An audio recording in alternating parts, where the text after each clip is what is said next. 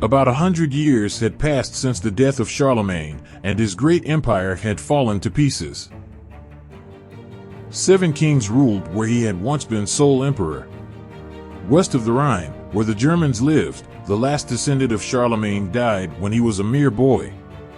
The German nobles were not willing for any foreign prince to govern them, and yet they saw that they must unite to defend their country against the invasions of the barbarians called Magyars.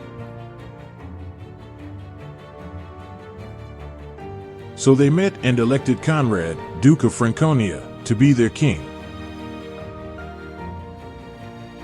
However, although he became king in name, Conrad never had much power over his nobles.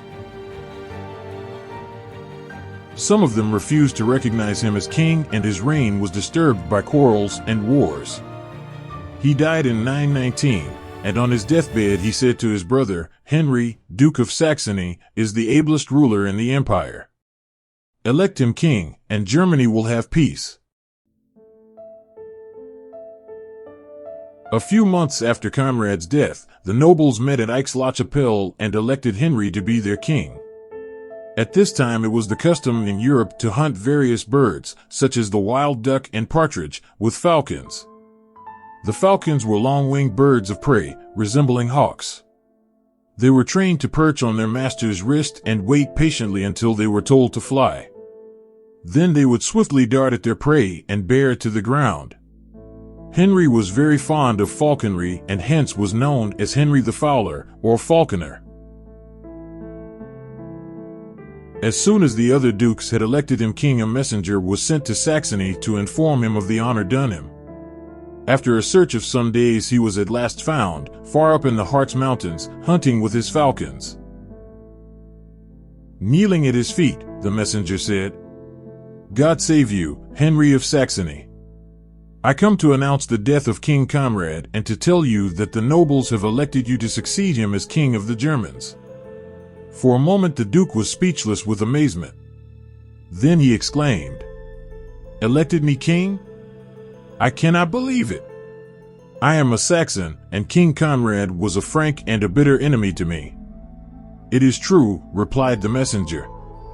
"Conrad, when dying, advised that the nobles should choose you as his successor." Henry was silent for a while, and then he said, "King Conrad was a good man. I know it now, and I am sorry that I did not understand him better when he was alive.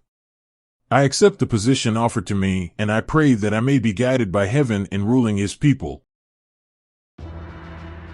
So Henry the Fowler left the chase to take up his duties as king of the Germans. In proper time Henry was proclaimed king of Germany, but he was hardly seated on the throne when the country was invaded by thousands of Magyars from the land which we now know as Hungary. As soon as possible Henry gathered an army and marched to meet the barbarians. He came upon a small force under the command of the son of the Magyar king. The Germans easily routed the Magyars and took the king's son prisoner. This proved to be a very fortunate thing, because it stopped the war for a long term of years. When the Magyar king learned that his son was a prisoner in the hands of King Henry, he was overwhelmed with grief. He mourned for his son day and night, and at last sent to the German camp a Magyar chief with a flag of truce, to beg that the prince might be given up. "Our king says that he will give whatever you demand for the release of his son," said the chief to the German monarch. "I will give up the prince on this condition only," was the reply. "The Magyars must leave the soil of Germany immediately and promise not to war on us for 9 years. During those years I will pay to the king yearly 5,000 pieces of gold." "I accept the terms in the king's name," responded the chief. The prince was, therefore, given up and the Magyars withdrew. During the 9 years of truce King Henry paid great attention to the organization of an army. Before this the German soldiers had fought chiefly on foot, not, as the Magyars did, on horseback. For this reason they were at a great disadvantage in battle. The king now raised a strong force of horsemen and had them drilled so thoroughly that they became almost invincible. The infantry also were carefully drilled. Besides this, Henry built a number of forts in different parts of his kingdom and had all the fortified cities made stronger.